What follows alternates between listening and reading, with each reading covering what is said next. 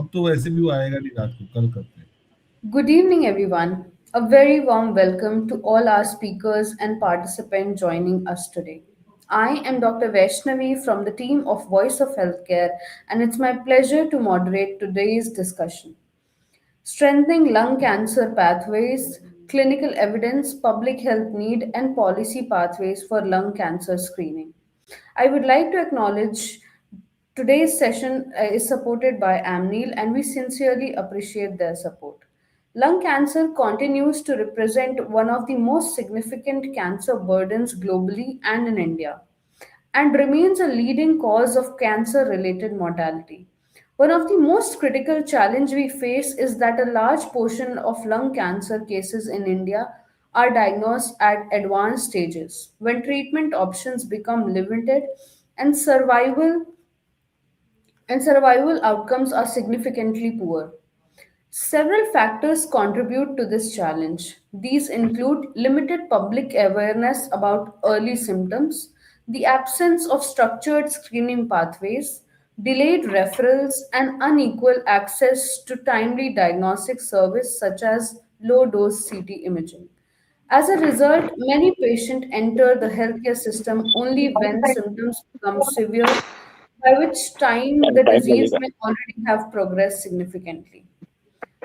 While these findings have influenced screening policies in several countries, implementing similar approaches in India requires careful consideration for our healthcare infrastructure, population risk profile, diagnostic capacity, and public health priority.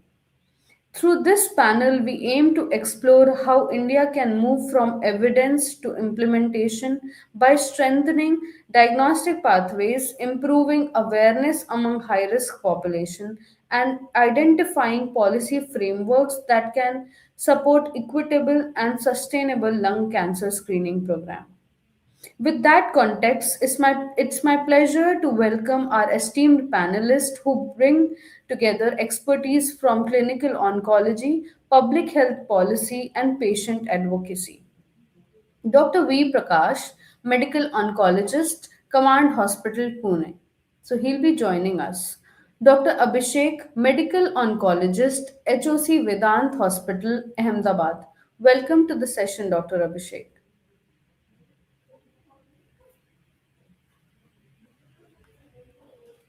Uh, Dr. Sandeep Goyle, Head Medical Oncology, KDA Mumbai. Welcome to the session, sir.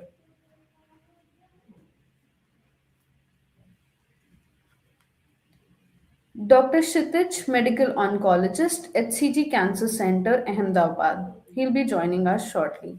Dr. K. Madan Gopal, Senior Health Sector Expert, former Senior Consultant, Niti Ayog, Advisor, NHSRC. He'll be joining us. Miss Vandana Mahajan, Lung Connect India Foundation. Welcome to the session, Miss Vandana.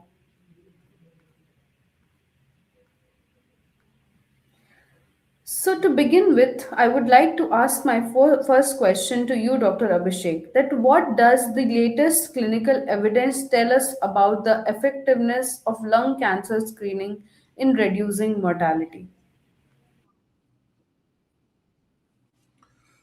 So, whatever. So, first of all, good evening to the listeners of this show. whatever data right now we have is all from the Western countries. So we have no data from India which can help us guide our screening or our schedules or our outcomes. So whatever data we have presently is in the context of US, UK, Europe, China, and that tells you that about 25 to 30%, let's say a third, in the risk reduction or mortality reduction for lung cancer, because you will diagnose lung cancers at an early stage, you will have a better outcome. And one of the other outcomes together with that is that all cause mortality reduction, meaning that you might be able to pick up a few more diseases while you are doing a low dose CT scan annually, and that would also be in the range of 6 to 7%. So at least you can say a 30% risk reduction, 20 to 30% risk reduction in the lung cancer mortality, specific lung cancer reduction mortality is there when you implement a low dose CT scanning or lung cancer screening.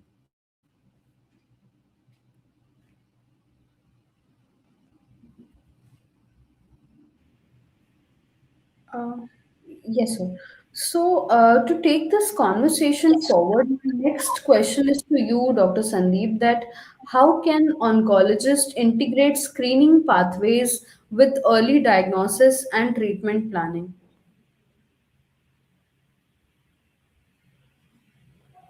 Sir, I request you to unmute yourself.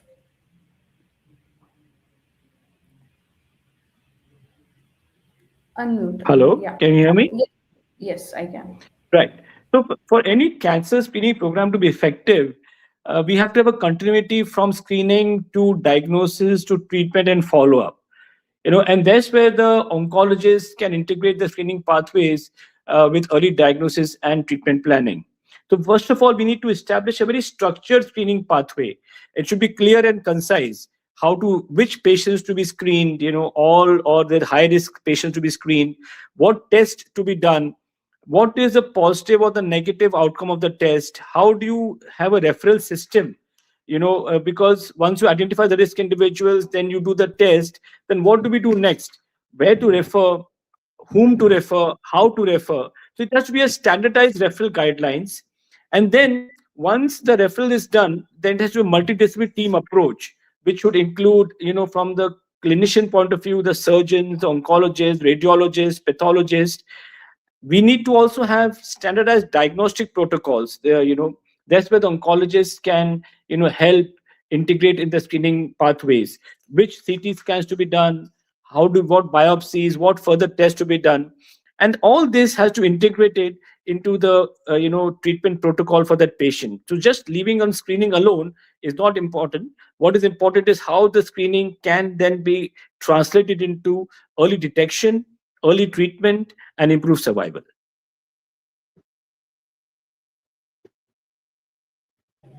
Correct. I think that very well proves the point that just screening is not important. Rather, a continuum of that screening is very important for the diagnosis of lung cancer. My next question is to you, Ms. Vandana, that from a patient perspective, what barriers people from seeking early screening or diagnosis? What are the uh, what are the barriers which prevent them for going for the screening? I request you to unmute. Yeah. Uh, yes. Thank you, Vaishnavi. And first of all, on the onset, I want to thank Voice of Healthcare for getting a patient advocate and an advocacy organization as a part of this very important discussion. So, I'm going to start with what Dr. Abhishek said. He said we don't have enough data, as per the Indian settings. So most of the data comes from the Western settings. That itself is an indication that India really doesn't feature anywhere when we talk of screening for lung cancer. And to answer your question, I would say the barriers are there is low awareness of symptoms and screening, and there is no. And then there is the psychological avoidance.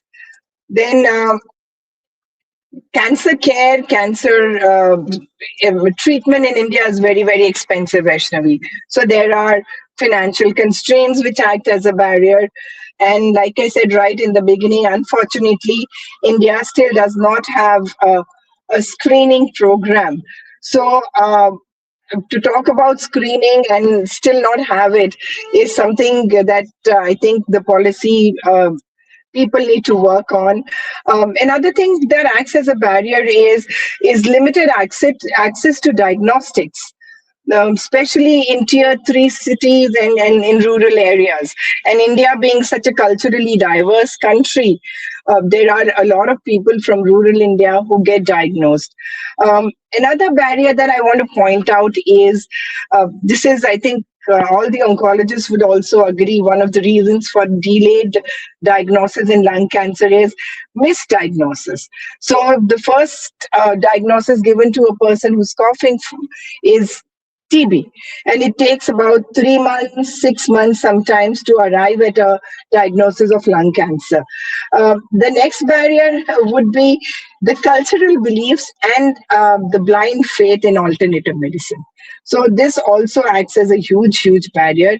And I would also like to add here that our primary healthcare system, the referral system, is not strengthened at all. We need to really focus on that. So these, in totality, actually are barriers towards our screening for lung cancer. Yeah, so I think you very well highlighted those points. And once we have Dr. Madan joining us, he can put some more light on what exactly is required from the policy level point of view to come out of these situations. So, taking my conversation forward, my next question is to you, Dr. Abhishek, that what diagnostic infrastructure is required to support large scale lung cancer screening? So, as Dr. Anda said rightly, you would have need a lot of infrastructure, and that infrastructure possibly is now there in most cities in India. So you don't have a dearth of CT scanners now, even tier 3 cities.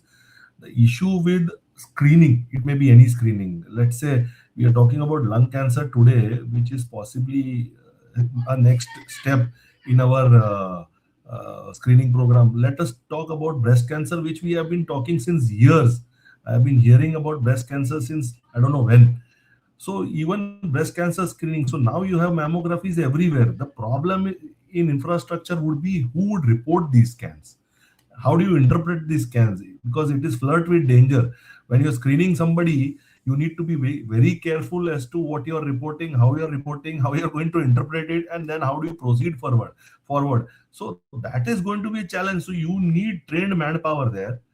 Otherwise, we'll be in trouble. You will be over diagnosing, I don't know how many patients with cancer, or you'll be missing cancer. So the technical part of it, like you can put up the machines everywhere in India and they are already there, but somebody has to be there to report it and report it wisely, and then somebody has to follow it. That is where Dr. Sandeep told you you need the oncologist into the chain. But the problem is, how many oncologists do you have which can screen a billion and a half people in India? Again, not technically feasible. So that is where a few days back I was just going through what is happening around the world, and I think it is one of your points of discussion. Maybe we can take that later on. Is possibly AI is the answer to that, and problem is we need to still master that technology as per our requirements. Again, that is a technology you have as per US requirements. So you need to master it as per our requirement, because our database would be far different than the US database, which is going to interpret the results of that system. So because you cannot screen a billion and a half people, come up with accurate screening results, and just tell them, okay, you have a lung cancer, let us go ahead, or you don't have anything, let us go ahead. You might get a billion and a half CT scans done, but who is going to interpret them? Correct. And I think we will be speaking about having certain technologies or technological advancement in order to work on this point. And I think, yes, when we are talking about screening, we also have to talk about that where do these screening inferences that we get, where do they go, and who is going to make the diagnosis out of it. So, my next question is to you, Dr. Sandeep, that what role can molecular diagnostics and biomarkers play along with imaging in early detection? So, biomarkers currently are useful in the advanced setting, in treatment setting and diagnostic setting. For screening, as standalone, they are still not yet recommended. They are still in the clinical trials, phase. But they may support the low dose CT scanner in screening techniques. Now, the biomarkers which you normally use for lung cancer detection can be something called circulating tumor DNA, where the tumor cells release small fragments of DNA into the blood, and they can be detected by a liquid biopsy, a blood sample. And you can also identify the tumor specific mutations, which is very common in lung cancer. About 30 to 40% of lung cancer patients, or maybe more than that, will have some mutation. Now, these mutations, if you detect them, then can also help in early cancer detection, monitoring the recurrence, and identifying treatment options later on. But the problem is that it is low sensitivity in very early stage disease, you don't pick up. The second biomarker can be something called circulating tumor cells. So, which are tumor cells which are shed from the primary lung cancer into the bloodstream, and you can detect them. And again, they can help in early detection, maybe prognosis as well. But again, the problem is they are rare and technically difficult to detect. There's some other biomarkers, such as in the bloodstream, like CEA and all. There are some sputum markers, some microRNA biomarkers, but all these, in short, are still not validated for clinical use and screening purposes as a standalone. Maybe in the future, we may get some more data, some more research is being done, and they can be used, and in collaboration with the low dose CT scan, but not as a standalone. Correct. I think Dr. Prakash is also here on the call. Are you there, sir?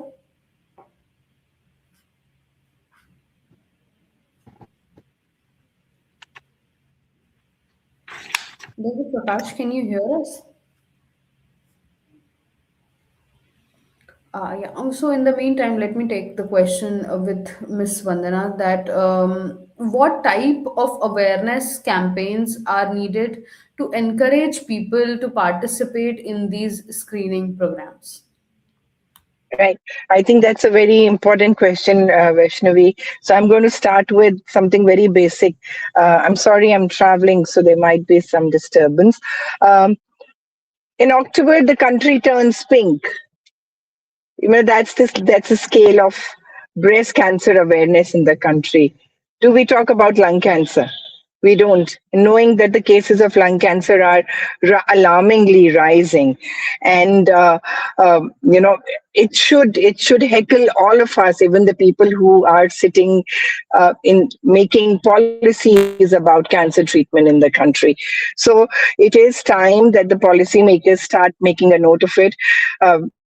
If the country can turn pink, if the world can turn pink in October, why can't it turn purple in November? And why do we need to wait for a month for raising awareness? So I'm going to start with the first thing is to encourage more people to come up and talk about it. We need to start talking about awareness around the symptoms, the early risks of lung cancer. We also need to create awareness about encouraging the high risk people, especially those who are smokers, those who are exposed to the radon, to we need to raise awareness about them. We also, as a patient advocacy organization, and the largest in Southeast Asia, we've been doing a lot of work on this. We use digital media, we use social media to help raise awareness about the need for early screening, for watching out the symptoms of lung cancer. We are talking about busting the stigma attached to it. We're talking about the myths that are attached to it. We are also encouraging collaboration amongst NGOs to work together and reach out to the communities, to people in rural India. So just for example, in Lung Connect India Foundation, we have a young patient who was diagnosed very early. So he does awareness campaigns in his own in his own township, in his own village. So we need to be more proactive, Vaishnavi. We need to start taking it seriously, and the only way is for the medical community, the civil society, the government, and also patient advocacy organizations to hold hands and and create agendas, create awareness programs about the different aspects of lung cancer. Correct. And I think that is a point very well mentioned, that to spread awareness, we would have to channelize and use the patient advocacy bodies to spread the word around. So, taking our discussion forward, my last set is about talking about the policy pathways and public health strategies that we have. So, in that respect, my next question is to you, Dr. Abhishek, that what clinical guidelines are needed to standardize lung cancer screening across India? So I don't remember seeing a clinical guideline from India for lung cancer screening. So the answer is quite simple. First of all, you need to start writing a guideline. There's nothing there. I don't remember seeing a Indian guideline. Although there is recently, I think a month back or so, they put up a lung cancer treating and palliation guideline, but I couldn't find a word about lung cancer screening in India.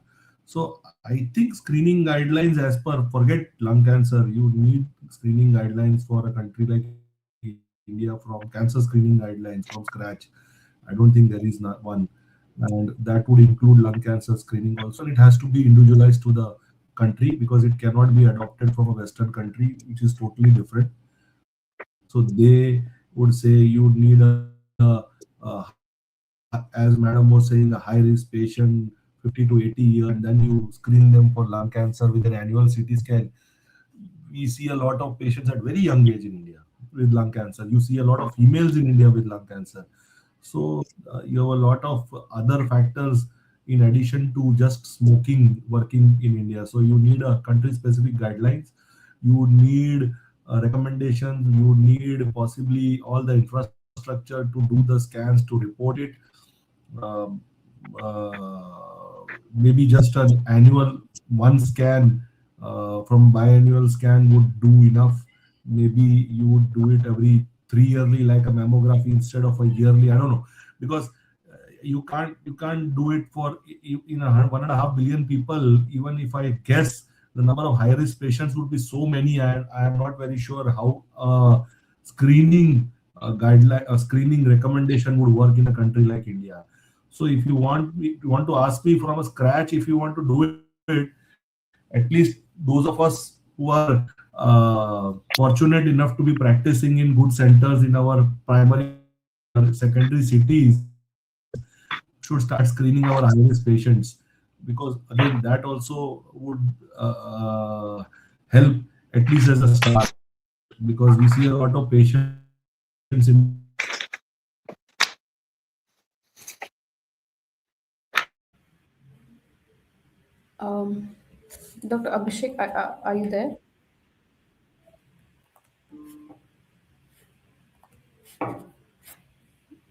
So I believe there are some network issue at his end. So hi, Dr. Madan. Thank you so much for joining.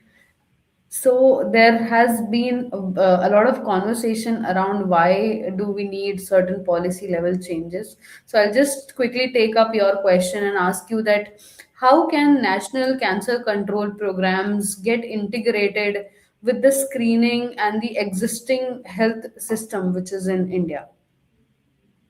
Vaishnavi, thank you. Sorry that initially the session was scheduled from 8 o'clock. I was preparing for that. I just landed at home, then straight away coming into your session. Apologies for that. One of the important questions I was listening to my previous speaker also, that the availability of the extent guidelines. If you look at the National Program for Non-Communicable Disease, they do have a strategy for screening of cancers. Because we have to remember that in India we are dealing with 1.4 billion population, and if you talk about the strata also, the numbers are very huge. Humongous numbers are there. Nevertheless, through our structured healthcare, that means right from the arm centers, which are the peripheral most, catering to a 5,000 population. Because many of the people living in cities, uh, they will not appreciate that what the government structure look like. We do have around 2 lakh 10,000 facilities, health facilities in the country, right up to right catering to 1.4 billion and augmented by many people. The system is there right up to that level. That means a Gram Panchayat level catering to 5 villages, you are having an arm center there. In that arm center, through a CPAC form, community-based assessment checklist, we are having a form did, which which empowers the community health volunteers, that is ASHAs, to at least ask questions, find out the people as per the checklist. And currently, the focus is on screening of your cervical cancer, breast cancer, and the oral cancer. To begin with, it's not that the screening is not there. We do have extent guidelines. That is in the checklist also. Some unusual behavior is there that can be referred to the higher centers. Above that is the primary health center, which is having a medical doctor. But apart from that, one of the important developments which has happened in the health system is the use of the technology for uh, uh, connecting these peripheral centers with the hub centers. So that is there. So that has already evolved. That means a person, if he's having some abnormality in his CBAC form after doing the initial screening or assessment by the community health volunteer, now, now he has to interact with the high level hub center, which can be a district hospital, which can be your medical college, or which can be any other Apex institute across the country. It's not that depending on the state MOU or state kind of spokes which they have decided, that is there. That means the information is collected. If some abnormality is there, that is get it transmitted to the e-Sanjeevani platform, to the hub centers. In the hub center, based on this, either the requirement would be there. If a requirement of a intensive physical examination is to be done, then the person is brought to the community health center or the district health center. That mechanism exists. That means, but the current focus is on screening of these three cancers. That's one thing. Second thing, that is not a limiting factor. That is happening. Second thing, at the community health centers also, if you look at the Abhim program, in this Abhim program, we have supported the block public health labs and public health units.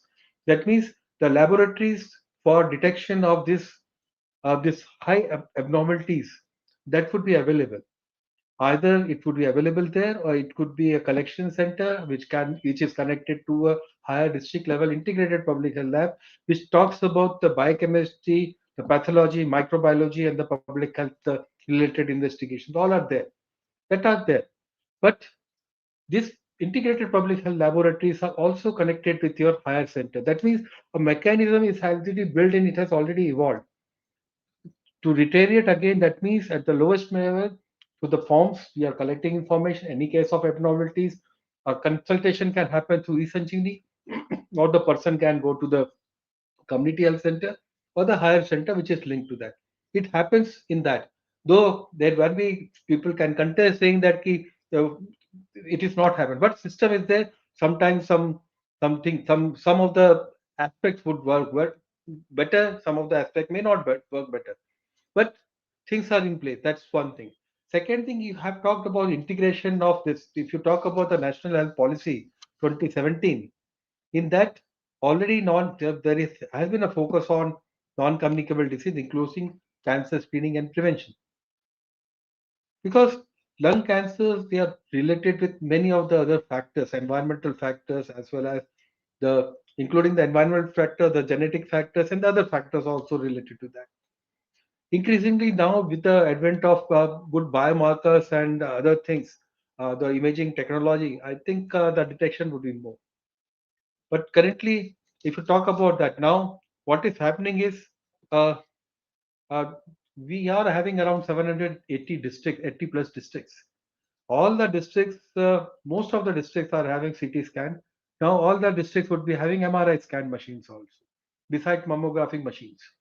That means the technological know-how for detection is now would be in place. Besides that, if you look at the policy intervention during the last budget announcement, it was district daycare cancer centers was announced at that time during the last financial year. As a result, a lot of districts were supported to create a daycare cancer center, and these daycare cancer centers are connected with a hub center. That means it could be a tertiary Tata Memorial Institute or any other cancer institute, which would be enabling this daycare cancer center in treatment continuation as well as building capacities for early detection, as well as early detection, aiding in the diagnosis and putting the person in treatment so that continuum of care and other things are there. That means your question was that how the policy enablement is already there, it's already factored, and the policy is always conscious about this fact that okay, how to handle this because it's a growing kind of thing. Apart from that, being a signatory to the SDG goals, that means premature mortality, how to prevent, and cancer is one of the causes for premature mortality. We'll stop here. Correct. Yeah, so thank you so much for putting it across, sir. My next question is to you, Dr. Sandeep, that what role can private oncology centers play in strengthening national cancer screening efforts? So, private oncology centers can play a major complementary role in improving the cancer screening coverage, and especially in countries with limited public healthcare capacity. I think the first thing they can do is they can help establish screening clinics and diagnostic facilities. So they have got access to CT scanners, which is very easily available to them, and they can provide this access to the government, to the public health screening program for low dose CT scans, and thus reducing the burden on the public hospitals. So this will improve your accessibility and the service capacity.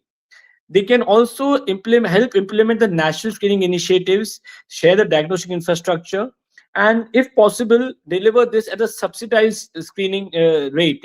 So this can also help. Other important thing is to improve the cancer awareness campaigns. Community screening camps can be organized, and education on early symptoms and risk factors, telling people to go for the screening, so they can again collaborate with the government system to improve the screening rate. Again, early diagnostic referrals to the appropriate places, to the appropriate doctors, can be held by the private oncology centers. Sometimes, it is possible that they introduce the new technologies earlier, such as molecular diagnostics, radiological testing, AI assisted imaging, and therefore they can also help the government sector in that. So all these things, can training the doctors, nurses, technicians is also important, and that in the screening techniques, and that can be also be done by the private oncology centers as well. So all these things can be the private oncology centers can uh, do to help the government public initiative. But the challenges are there, such as the high cost of services, the urban concentration of private hospitals. So all these are also challenges there. But I think that can be, that can be taken care of, and thus the private oncology centers can really help. Correct. So, taking that conversation forward, my next question is to you, Ms. Vandana, that what can patient advocacy groups do to help strengthen this community awareness in screening programs and in the diagnostics of this condition? Um, my-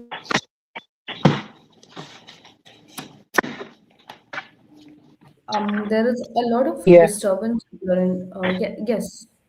Are Can we you audible? hear me, Vaishnavi? Yes, yes, I can. Vaishnavi, am I audible? Yeah, okay. Yes, you are. Thank you for that very important question. But before that, I just wanted to add to what Mr. Madan said. Uh,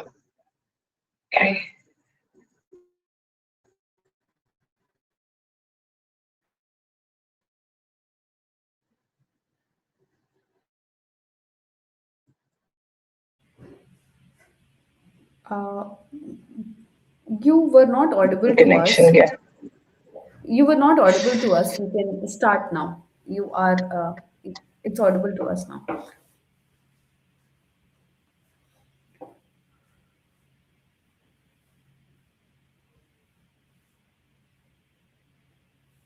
I think there are some network issue at her end. So, Dr. Madan, I would take up your question since we are in the last segment of the questions. So, I wanted to ask that, uh, Vandana ma'am, do you want to continue? Is it better now? Yes, yes. Yeah, it is better now. So my apologies for that. I just wanted to add to what Mr. Madan said. Although government has made policies and there is, like you said, sir, that there is guidelines for screening, but I wonder why it does not reach the lowest level, which is the person who is being diagnosed. I work with the largest lung cancer advocacy group based in India and all of Southeast Asia. We still get a lot of patients. I think majority of our patients are diagnosed at stage 4, and the other oncologist here would agree with me that it is also because of lack of awareness, lack of screening. Not only screening facilities, but also lack of screening guidelines. And also, I think as an advocacy organization, I also wanted to add, India still does not have a national lung cancer screening program. So, till we have a screening program specific to lung cancer, we will not be able to stop late diagnosis and the increased mortality because of that. Just wanted to add that, sir. I know the government of India is doing some great work, but also I also wanted to add here that it's very important to give patient advocacy organizations a seat at the table, because we work with the poorest of the poor, the most underprivileged, the most underserved, and unfortunately, people who live in cities, who have access to corporate hospitals, would not understand what it is like for those who don't have basic facilities also to get a diagnosis of lung cancer. So many are diagnosed with TB. Empirical treatment of TB is given without testing, which ultimately leads to delayed diagnosis, delay of 3 to 6 months, which ends up with a stage 4 diagnosis, and the lifespan of the person, the mortality rather, is so high because of this. So just wanted to add that as a patient advocacy organization. And to answer Vaishnavi's question, Vaishnavi, as like I said, as the largest lung cancer patient advocacy organization in the country, and I want to emphasize that we are doing some good work. One of the ways to raise awareness is through digital media. And till date, Lung Connect India Foundation has done 172 support group meetings online without a break. So in these support meetings, we have patients from all over the country joining us. We have a subject matter expert. We have an oncologist to answer questions, and we have people with the lived experience who come and share their stories with everyone. So one of the ways to raise awareness is education, which Diagnostic Lung Connect India are doing. We have a YouTube channel which has close to about 400 videos on everything and anything related to lung cancer, which includes early signs of lung cancer, the need for screening, and various treatment options. We also encourage people undergoing treatment and others with the lived experience of lung cancer to come and share their stories. I think stories are a great medium, are a great way of encouraging others to look after their health, and if the symptoms persist, seek a medical intervention. Another thing that we also are doing, because Mr. Madan is also here, and one of the agendas and one of the focus of Lung Connect India Foundation is to reach out to the policymakers and and encourage them to bring about policy level changes specific to lung cancer in our country. So we are engaging with policymakers. We are trying to engage with the health system. With the various health systems in the country.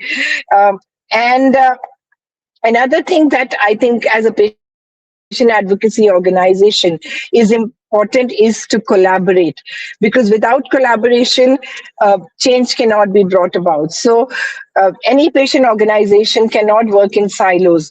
Therefore, it is very important that different advocacy organizations across the country collaborate, and at different levels, we can create small awareness programs. So, as a patient advocacy organization, the idea is to empower the one person who's affected by all this, basically the patient and the caregiver. And that is what we do.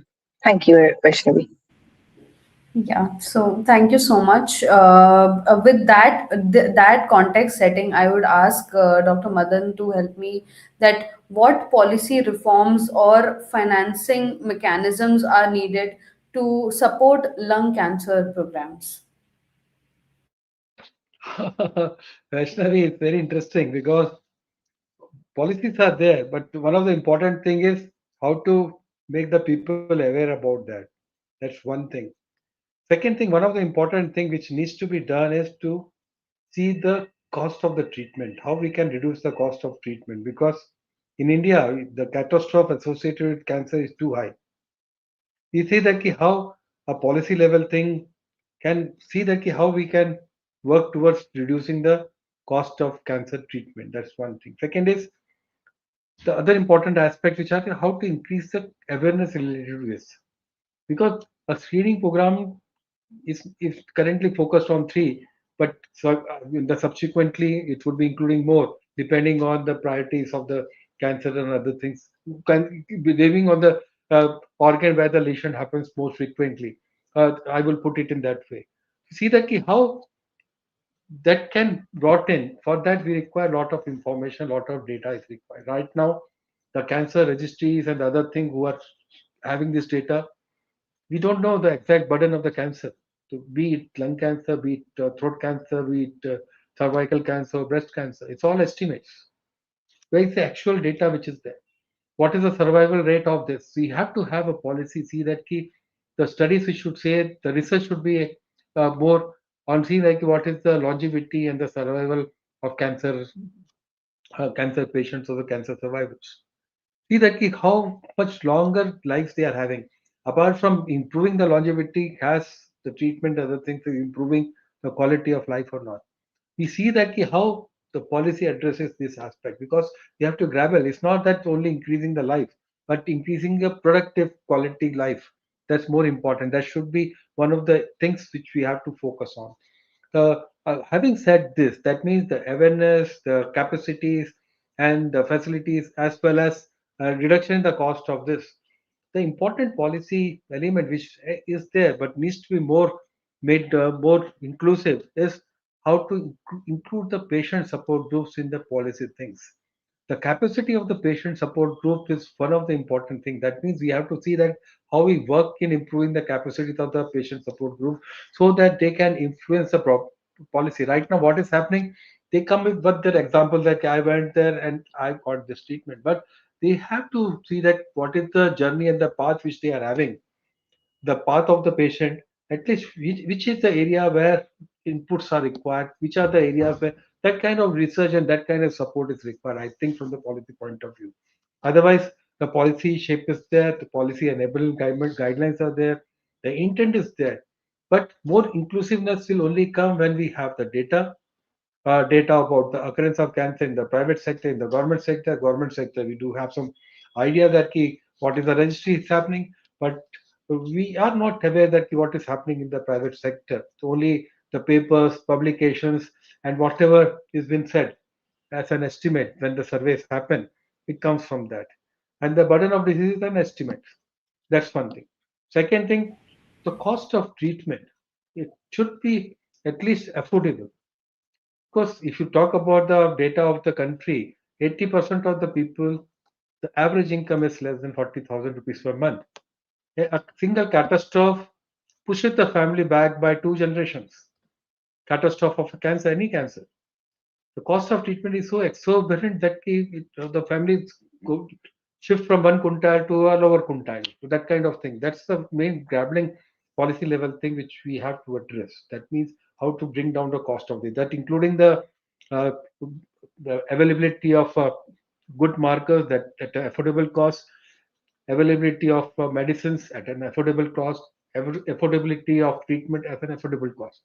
In the government sector, all things we are trying to address it. The schemes are there to address this thing. In PMJ program, there are some packages are there, but based on the occurrences of utilization of packages, unspecified packages, I think more packages can be added that have the flexibility of adding to that. See that how the other insurances and other things, the other policy requirement level shift which is required is whether the insurances are coming to underwrite the cost of this treatment. That's the fundamental question which we have to ask. They say that the pre-existing things is not, if cancer happens and other things, are they able to cover all that cost, or the premium is so exorbitant that it is better to get treated than pay the premium. So that kind of discussions and dilemma would be there. So then in the policy perspective, these are the 5 6 elements I think we should be focusing on, see that how we influence that and bring about some uh, changes, and see that in changes in the interest of the patient. Otherwise, you would say that I am doing this, I am doing this, but in a cohesive way, right from raising awareness to reduction in the cost of the treatment to make it more affordable, more inclusive. That's a challenge which we see in the coming years for influencing the policies. Correct. So, with that, I would like to thank all the panelists who made out time and joined this session today. And is there Can something I that? just add one point, Yes, Vaishnavi? yes, yes. I was about to Vaishnavi, say that if there's something to add, so please since do that. Dr. Madan Gopal is there, so we were talking about PMJ. I think we have a lot of population now on PMJ card, right? In India, who have availed the services of PMJ card in India. Am I right, Dr. Gopal? Uh, You're not audible. Can you hear me? You're very uh, feeble. Yeah, can you hear me now? So I think a lot of Yes, yes. population in our, yeah. So I now you know can hear that me.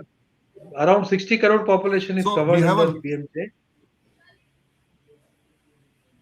so can, just like, let's say we are not a Western country, but can it be made mandatory that those who are using PMJ, or maybe or renewing it every year, can they be done, basic screening should be done on those guys, and not specific to cancer.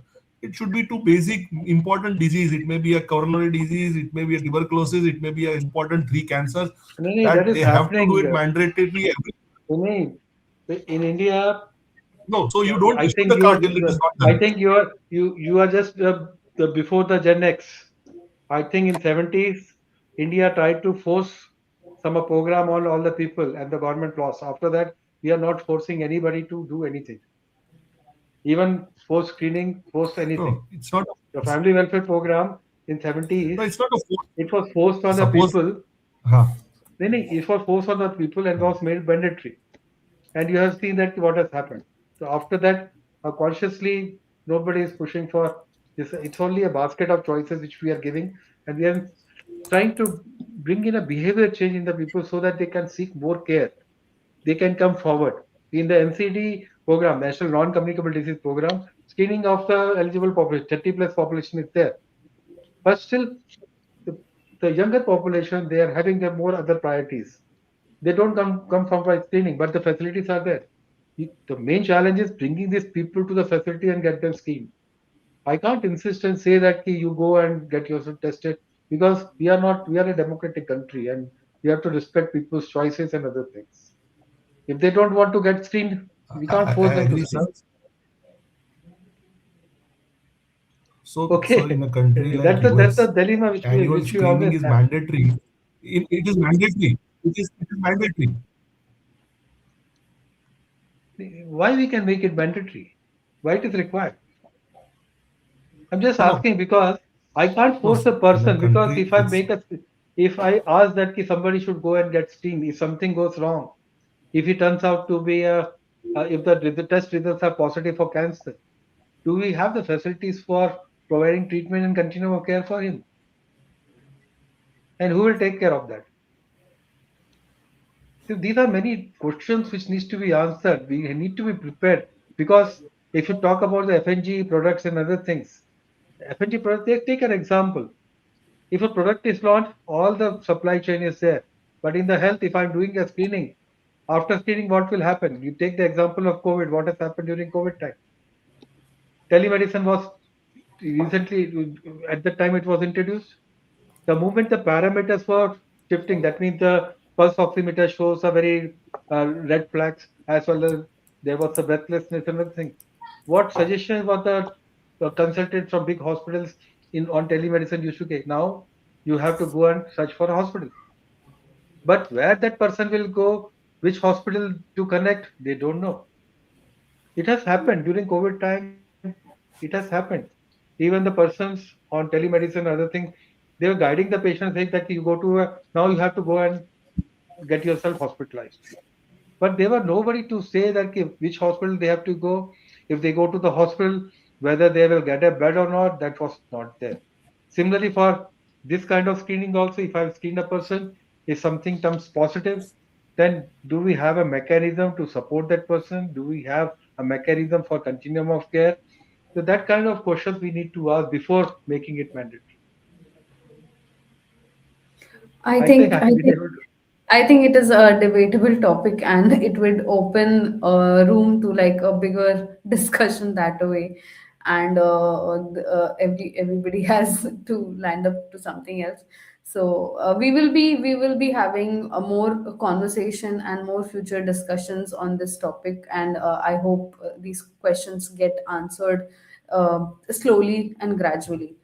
So, thank you to each one of you for making out time and joining us today for this insightful session. Have a good evening and thank you so much for joining. Thank you. Thank you. Thank you very much.